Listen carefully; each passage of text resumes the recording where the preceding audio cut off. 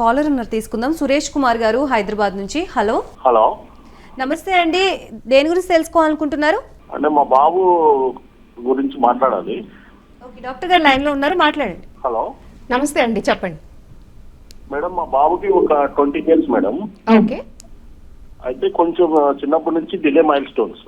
Okay అయితే అంతా బాగానే ఉంటాడు, కానీ ఇప్పుడు బాగా ఫోన్ కి అడిక్ట్ అయిపోయాడు.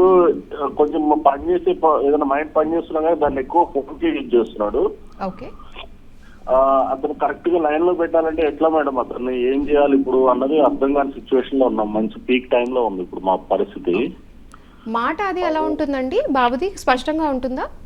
అలా లేదండి, కొంచెం అంటే మాకు అర్థమవుద్ది, కొన్ని అర్థమవుద్ది, కొన్ని అయ్యాలి మేము కూడా అర్థం చేసుకోవడానికి.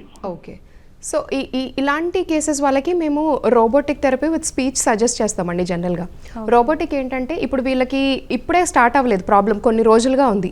సో వాళ్ళకి ఈ మూమెంట్ లాస్ట్లో రికవర్ అవ్వడానికి అడ్వాన్స్ టెక్నాలజీ, యంగ్ వాళ్ళకి ఇప్పుడు 20 ఇయర్స్ అని చెప్తున్నారు. సో వాళ్ళకి ఈ రోబోటిక్స్ హెల్ప్ చేయొచ్చు.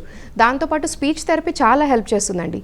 చాలామందికి మాట పోయిన వాళ్ళకి ఆ థెరపీ తినడానికి కూడా కొంచెం అంత కంఫర్టబుల్ ఉండదు, కొరబోతూ ఉంటుంది. వాళ్ళు ఏదో నార్మల్గా అనుకుంటారు, కానీ అది లోపల మజిల్స్ డిఫెక్ట్ వల్ల అలా వస్తుంది. సో స్పీచ్ అండ్ స్పాలోయింగ్ థెరపీ చేస్తే వాళ్ళ మాట స్లోగా ఇంప్రూవ్ అవుతుంది.